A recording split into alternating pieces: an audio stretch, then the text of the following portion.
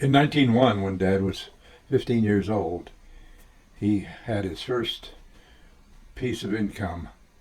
And I don't know where he got this little book, but he began to record every day that he worked and every place he worked and the amount of money he earned each day that he had a job. And he continued entering into this book until the mid-40s when his job situation stabilized until his retirement, and he didn't bother doing the daily repetition that would have been required to describe the rest of his working career. This little book is leather bound, and first entry at the top of the page, top of the first page here, cash received for labor done from September 10th, 1901. And of course he had no idea what the last entry would be 45 years later, but in any case, the first entry is $26.80 from Scott Brothers at Shawbell, which is a little mining camp west of us. And up here at the top of the entry page is a schematic of the electrical diagram for the Model T that he had. And you can see it had 4 cylinders and 4 wires coming out. But on this flap, he entered the amounts for each day and year. He didn't describe where he worked or anything. He kept the amounts, the cash amounts for every day. Then turning it around and opening the back flap,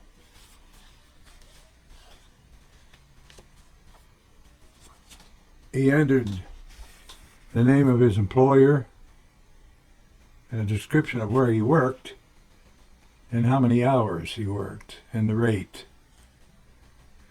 So the first entries were for the summation of his income, and the second was a description of the job. So you have to read from both sides of the book to get the whole story of where he worked and what he did, but it's pretty interesting. I'll read from the back page where he says that the Scott Brothers, where he earned the $26.80, he worked 33 and a half days for that. And he worked from September 10th to October 24th, 1901, and he was paid 80 cents a day. Then the next entry in his log book was in August 1904, so apparently he didn't have any income at all from October 24th, 1901 till August 1904. And there he worked 7 days for the New York Central Company at $1.35. I don't know what he did there. He doesn't say. Then he worked 4.5 days for Alphonse Coudry at $1.35. Then in May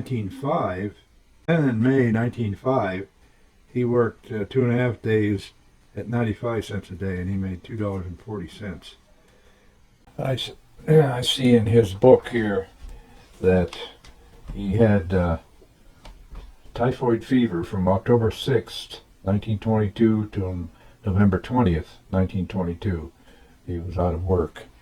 And he told me that his stomach was so delicate, and apparently typhoid does affect your internal organs, that all he could eat was Jell-O for quite a while. That's the only thing that would not cause him distress. I'm not sure that the camera will show this typhoid fever. And then down here, on the last line of the page, it shows that he worked at home from October 27th to November 25th, 23 days, where he rebuilt the house for his father. He built that house out of his own money. It shows that he only made $24.40 for December, and the note there states that he built the house for JBR. I hope that's legible. Well, that covered 23 years roughly. And that included $10 for watch repairing. In 1935, for the total year, he made $90. This page also shows his entry into the CC camps on October 23rd, 1935. He began on a 2-year enlistment. He was paid $30 a month at the CC camp, and 25 of that money was sent to Mom. He was allowed to keep $5 of it. I know that because he told me that. In 1938, he worked on the Deer Creek Road for 30 cents an hour, and it was intermittent work too. I know it was not very much time spent there.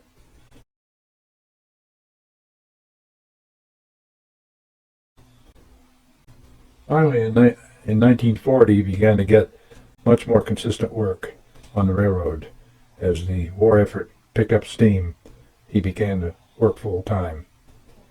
And so he had 8 or 9 years of deprived income, to say the least. This copy shows the total earnings that he made from 1901 until 1930. So in 1930, he made $1,486. So his accumulated total for the time period of 1901 until 1930 was $19,444.18. The equivalency would be about $700. But don't forget, he was 15 when he started this book and recording earnings, and so he didn't earn very much during the 10 years following that first entry. And his income gradually increased over the years, but not by any monstrous amount. This little book has a lot of interesting details. It records the 2 years he was in the Army, and the time he went to Beauharnois, Ontario in 1912, and some vacations that he took and after the war to Little Rock, Arkansas, and New Jersey, and Florida.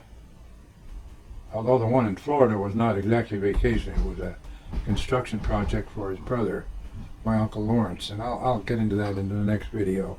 That's a fascinating story in my view. But it shows when he had the flu in 1930, he was out for a month with it.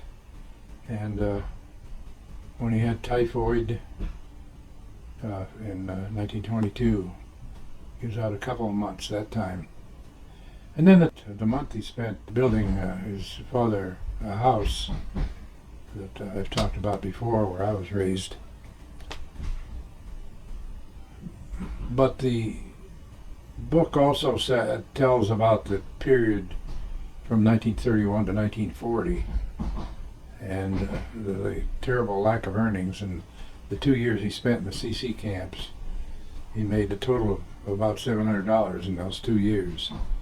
But that's time between 1931 and 1940 shows a total earnings for those years $1,523.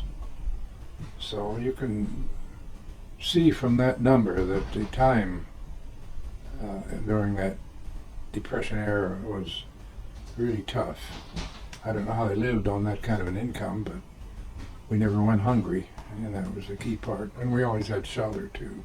The only other income that I know he had, and he didn't record it in the book that I can see, but he got and I think it was $1,000 bonus from the government for World War I Army service. And that's what enabled him to buy that brand new 1936 and 1937 Plymouth that he really desperately needed. And I'm sure that was a tough call for him to make too, but the car he had was a total wreck, and he needed something more reliable. But in any case, I'm not going to talk any more about this book, but it's a fascinating record of the times from the early 1900s until 1945. And I don't think Dad was atypical. I think he was about average for the working man without a college degree or even a high school degree. And but he did have a skill, the ability to send Morse code on the telegraph. Jess Minuel was a cousin of Dad, and they were raised together. They were both about the same age, and both were in World War I together and remained neighbors all their lives. And so I want to recount a few events of my memory of Dad and Jess together.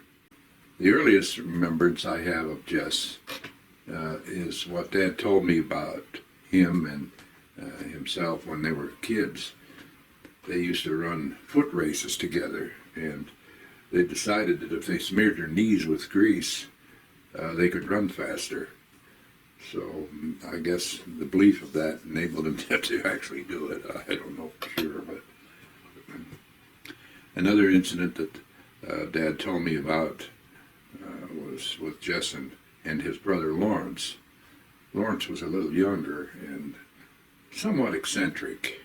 He had a laugh that once you heard it, you'd never doubt who it was.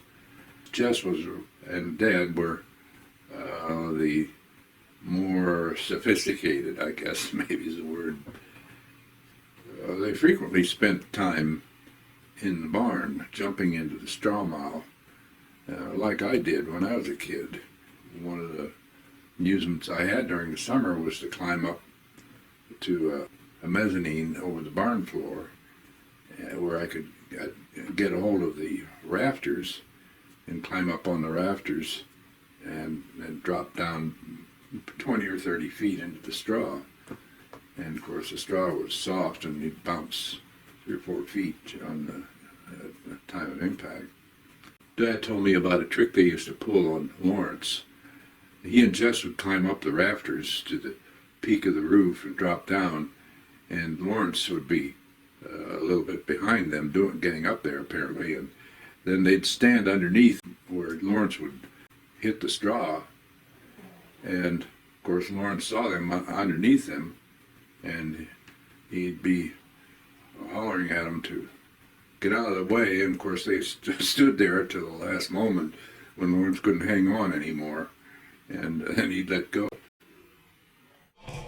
This mezzanine brings back another memory, totally unassociated with Jess and Lawrence, but when I was a kid, just a kid, 7, 10, something like that, somehow I heard that you could tie a string around, or a thread around a grain of corn and give it to the chickens, and they'd swallow the thing, and the thread would then be coming out of their craw, out of their mouth, and you could lead them around with a string. And I thought that was a pretty unique idea, so I did that with a chicken on the barn floor one time, and it worked more or less, but it didn't. The grain of corn wouldn't stay in the chicken. It pulled out very quickly. Memories of this mezzanine and the incidents that I've just related bring back one that I had forgotten about until now. When I was a kid, I was left to my own devices there on the farm. There wasn't anybody living nearby, any kids nearby my age, and so I was left to my own ingenuity to develop some amusement. And so I don't know how I came up with this idea, but I thought about the idea of parachuting cats from that mezzanine down to the barn floor, which was, as I said, it was about 20 feet or so. So I made a parachute out of some heavy brown paper and tied it to one of our kittens and dropped him over the side. And it was surprising how well it worked. The cat landed safely, and of course it ran for its life when it got onto the terra firma there. But I did that a number of times, and I probably spent a day fooling around with that. But it was still kind of amusing in my memory. This memory of the story that Dad told me about he and Jess and Lawrence and the straw mow brought back a memory that of my own. I made an airplane, so-called, out of some boards about 6 or 8 feet long, and made a 3-sided tube out of it, big enough for me to sit inside of it. And I nailed a cross piece of some boards to represent the wings, and a piece and the back end to represent the tail. And I decided to test flight this thing. So I got a block and tackle that we had, and I hoisted this thing about 20 feet up above the barn floor onto this mezzanine that I previously mentioned, and I balanced the thing on top of I'd say 12-inch square hand-hewn beam that ran from the front of the barn to the back under the roof there. And I carefully crawled up on the beam and got into this contraption, and I gave it a push over into the straw mow, and well, it was 15 or 20 feet above the straw when I launched, and of course it went straight down, and fortunately it threw me out and didn't give me a blow, because this thing was heavy. These old pine boards were, oh, I don't know what it weighed, but it would have been able to inflict some serious damage on my frame if it had hit me on the moment of impact. Needless to say, my first attempt at aviation didn't pan out too well. Jess and Lawrence were very devout Catholics, and Dad told me that one time when Jess and he were young, they went to confession before Mass. That was the normal way of doing things then, because it saved a trip to the church. Jess was always concerned that the priest would know who he was when he went to confession, and Dad reassured him that there was no way the priest would know who he was, since they went to confession behind the closed curtain in the confessional box, and the priest could not see who the confessor was. So Jess relied on that reassurance, and one morning Jess went to confession, and when he was done, the priest said, "Jess, I want you to serve Mass this morning." And apparently it destroyed Jess's security that the priest would not know who he was. I can't imagine that Jess, all those young guys, had any serious sins, but it was kind of funny. Had to be there, I guess, to really appreciate the humor there. I remember that one time, this was when Jess and Lawrence were adults. Jess and Lawrence and Dad were religious children, young men. They maintained that throughout their lives. And one of the strictures of being a Catholic was that you didn't do unnecessary work on Sunday. Well, they obeyed that. That was the rule. There weren't any stores open or anything like that on Sundays, and only the necessary work, such as milking and feeding the cows and the animals, was done. But this one time, I remember, Jess was talking to Dad, and he was kind of excited and agitated, and he was telling the story of what had happened to his glasses. Apparently they had mown the hay early in the week, and it had dried, and they had turned it over with a rake, horse-drawn rake, and it had an opportunity to dry completely and was ready for loading onto the wagon that was drawn by a team of horses. The loading process consisted of forking it by hand onto the wagon, and a loader on the wagon redistributed the hay so that it was more dense and they could haul more hay at a load. And the hay, by Saturday, the hay was ready for hauling in, and they managed to haul a few loads on Saturday. But somehow they knew that rainstorms were going to come, perhaps on Monday, and they knew if they left the hay lie out in the field, it would get wet, and there was a danger that it would mold. So a decision had to be made, whether to work on Sunday and bring in this much needed and very valuable crop, which was used to feed the animals during the winter, or wait and take a risk and wait till Monday and get caught in the rain. So it was a serious decision, and after Mass on Sunday, they decided that they would go out and start hauling hay. And it was a hot day, too, one of those hot, humid days that can happen in Pennsylvania, a precursor for rain. So they loaded the hay pretty much on this particular load, and they stopped and took a break. They were sweating, and Jess took his glasses off and laid them on the tongue of the wagon while he wiped his face with his bandana. The guy that was working on the wagon, packing and distributing the load, climbed up on the wagon and put his foot right down on Jess's glasses. Now, Jess's glasses were fragile, typical of the day, rimless glasses with a wire frame across the top.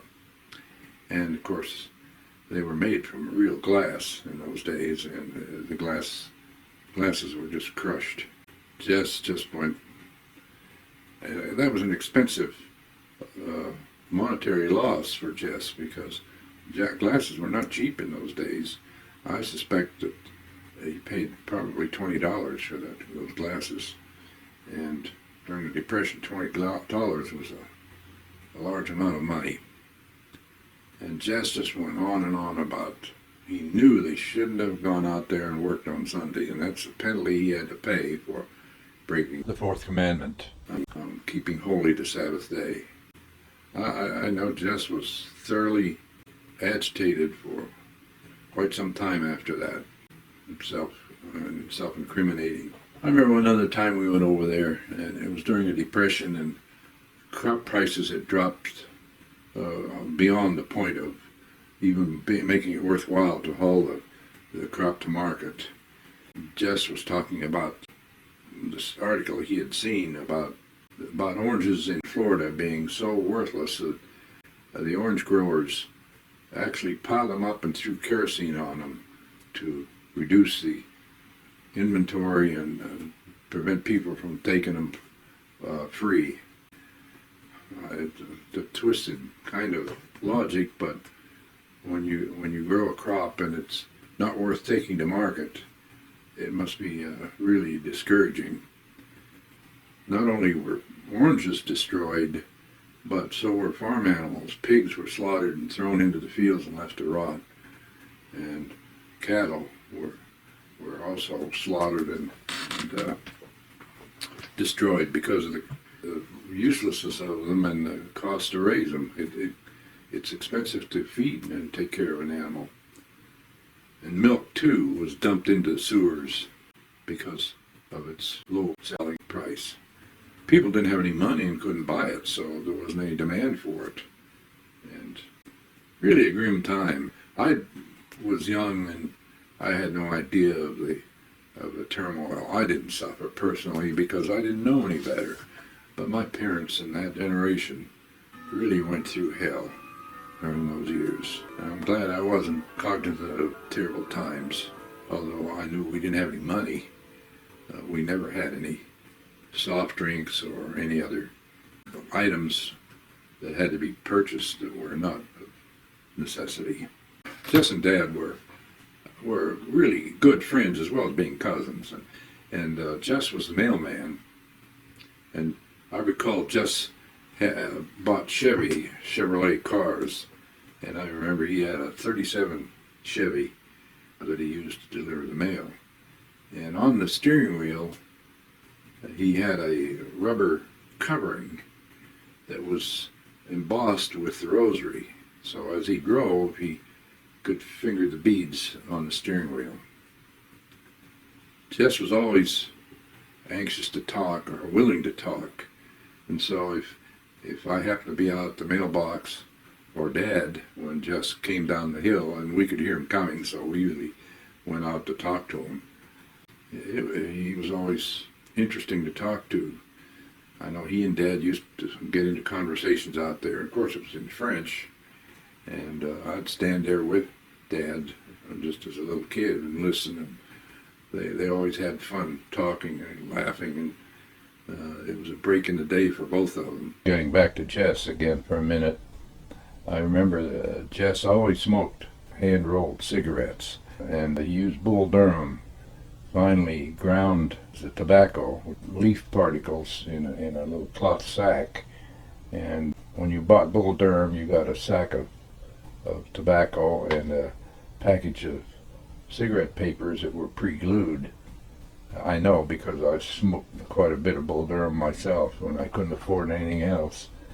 But it was pretty good smoke, and Jess always smoked Bull Durham. But I remember seeing him roll those cigarettes with one finger and lick it quickly, and he had it all down pat. He could get the bag open, pour the tobacco and roll it up and lick it, and glue it shut, and it was quick time as I've told you about it. He was a cigarette smoker too. Jess's cousin Claire Mignot was the mailman prior to Jess, and he delivered mail with a one-horse buggy with a canvas top over it and pulled down side curtains. But it must have been an awful cold ride in the winds in winter of Pennsylvania.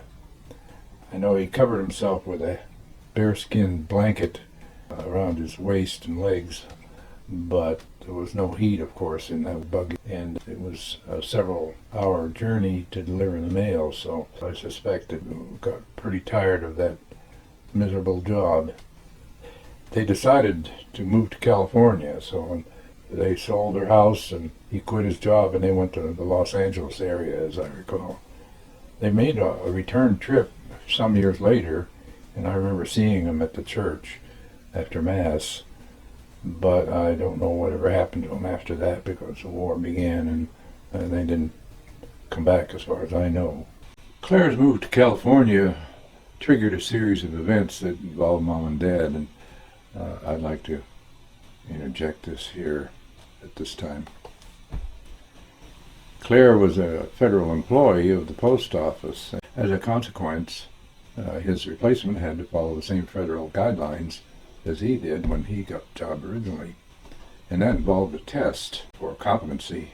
Since unemployment was really rampant around the area and many men were out of work, and this was a steady, probably low paid, but still nevertheless was a job that a great number of men in the area really wanted.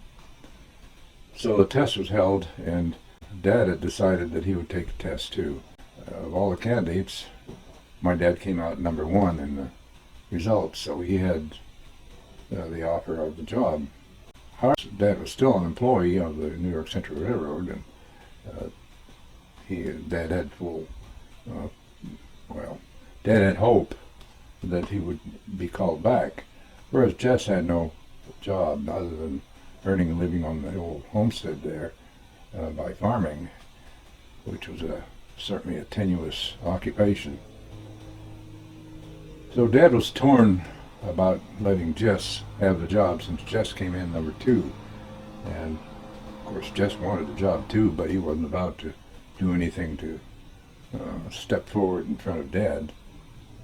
I remember Dad and Mom talking about whether Dad ought to take that job or not, and whether Dad ought to give it to Jess, based on Dad's hopes of returning to the railroad, which is what he wanted to do anyway.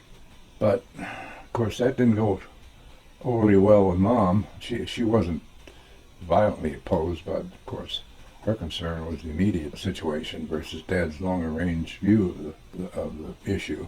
So I know they had several conversations, and Dad decided though to let Jess have the job. Jess stayed on the job until 1960, or 20-some years after that time. So I think this really demonstrates the character that my father had. Dad made turkey calls, and I'm going to show you one here now and roughly how it sounded. This box is made of walnut, and you can see the narrow grooves along the top edge, and if you scrape a piece of chalk across this edge, I don't have a piece of chalk available, but in any case, it creates a vibration in the sidewall. And I'm using a little stone, which is not the right texture for the vibrations to be created, but this is approximately what it sounds like.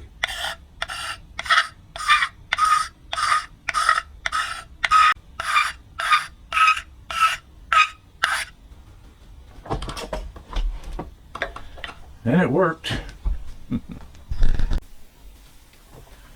And I know it worked because one day Dad and Jess and I went hunting for turkeys in the mountains along the river. Both Dad and Jess had seen some turkeys crossing the road several days earlier, so we organized a little hunt and began to comb the side of the mountains there along the river. And so we were separated. We could hear each other essentially, but we were out of sight, especially with Jess. He had gone up this ravine a little way, and we had lost contact with him. But Dad had the turkey call, and he was screeching away on that thing, and we hadn't seen anything. And all of a sudden, there was a loud boom and boom, and we knew it was Jess shooting. And of course, we ran in that direction, and we soon came up to where Jess was standing, and he was in a real snit. He had seen a big gobbler and fired twice, and the gobbler went down, and it was a fairly long shot. So Jess was going to establish some bragging rights by pacing off the distance to the turkey from where he had been standing when he fired. And as he approached within just a few steps from the turkey, it was completely resurrected, and it was gone in a flash. And if you've ever seen a turkey move at top speed, you'll understand how quickly that turkey disappeared into the woods. Far quicker than Jess could get his gun out and do any more shooting at it. And the words that Jess used are not fit for reproduction at this time. He was swearing in French, of course, and he was just well, it was funny then, and it's funny now. He was a good guy, and but he was really disappointed in the foolishness of not coming as quickly as possible and inflicting the coup de grace on that turkey before it had a chance to change its mind and get out of sight. But anyway, that was the end of the turkey hunt. We didn't see another turkey the rest of the day.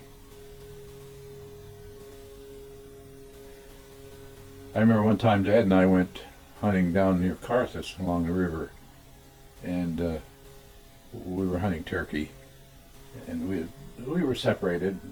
You have to separate in order to. You're not out for a stroll in the woods. Let's put it this way, that way. So I hadn't seen anything, and I'd lost sight of Dad, but I heard some noise coming through the brush. It was dry, and the leaves were cracking under the feet of whatever was coming. I wasn't sure if it was turkey or not. Loud as the brush underfoot was, it could very well have been turkey. So there was a low hanging pine tree right next to me. So I immediately crawled underneath the pine tree out of sight, and I waited for the sounds to approach me. Pretty soon I saw the nicest buck I have ever seen. He was 10 or 12 points, the best I could see.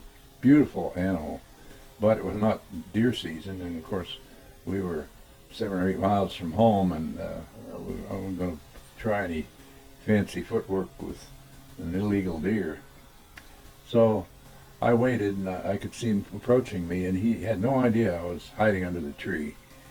And he marched up really within maybe 10 or 15 feet, and he stopped. And he lifted his head, and he knew there was something not quite right, but he couldn't put his so-called finger on it. And he kept sniffing, and he had his head raised, his nose was up in the air, and he was really trying to figure it out. So I decided to have a little fun with him. So I pointed my gun straight up in the air and I fired. I'll tell you that that was cruelty in animals. I'll tell you the fright that he had and the speed that he disappeared into the woods was it was. I thought it was pretty funny at the time, but I wasn't too bright in reality. So Dad heard me shoot, and he came up. He thought I had a shot at it, but he didn't say much when I told him what I'd done. But a short time later, we had separated again, and I heard him call to me and told me there were birds flying over the tops of the trees. So I looked up, and there were 4 or 5 turkeys flying directly overhead. But these trees were pretty tall, and they just looked like B-29s flying overhead, flapping their wings in graceful motions. It's really, they're a beautiful bird, and when you see them flying, they look pretty large. Well, they are fairly large birds, but anyway, I fired a few shots up in the air at them, but I knew I was wasting my ammunition.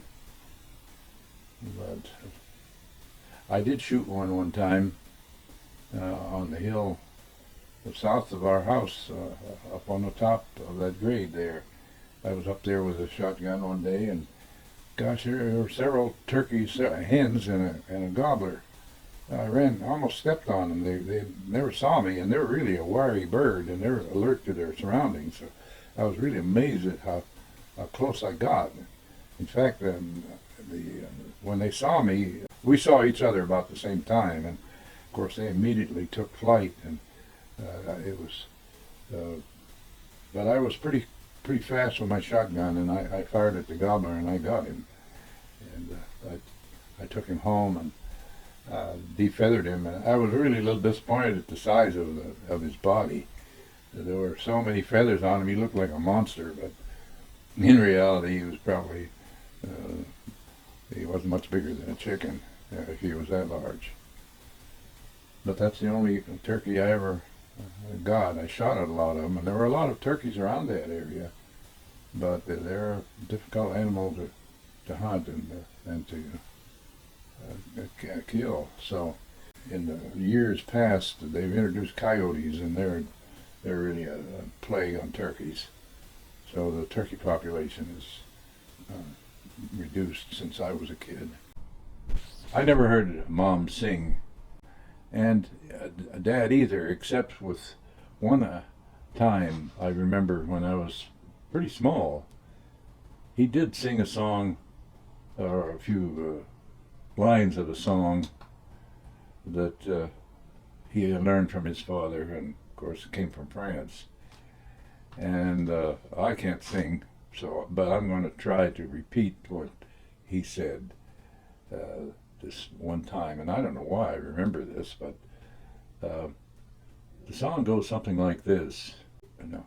Il veut Jésus, il veut sa croix. And that's all I remember. And the translation is that he wants Jesus, he wants his cross. That's a little tidbit, that one of the rare things that I can really know that came from France in 1835. Well, I think it's time for this one to end.